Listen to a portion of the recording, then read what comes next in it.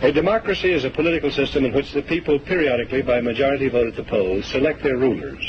The rulers then have absolute power to make whatever laws they please by majority vote among themselves.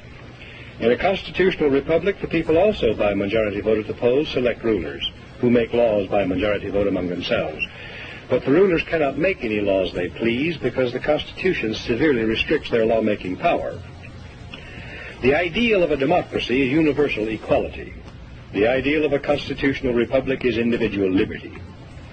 In this century, great strides have been made toward the goal of subverting our republic and transforming it into a democracy.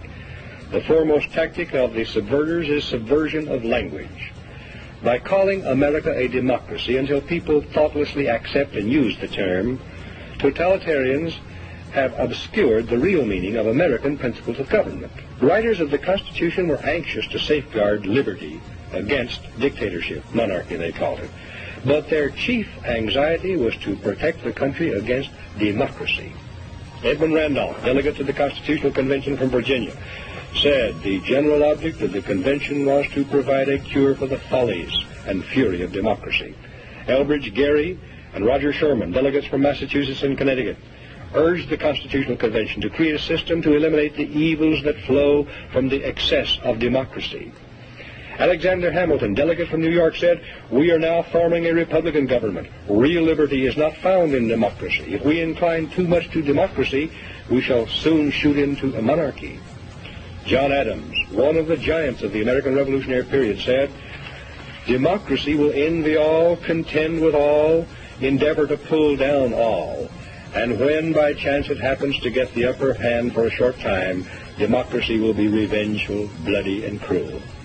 America was founded not as a democracy, but as a constitutional republic. We pledge allegiance to the republic, for which our flag stands, not to a democracy.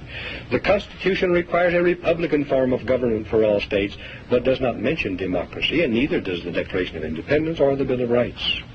Someone asked him what kind of government the convention had given America, and Franklin replied, "A republic, if you can keep it." Very old and very wise, Franklin saw through the mists of time to the day when Americans might trade their freedom in a constitutional republic for the promise of government guaranteed equality and security in a democracy. And beyond that, to the day when democracy inevitably degenerates into dictatorship, guaranteeing nothing but poverty and serfdom for the people it robs and rules.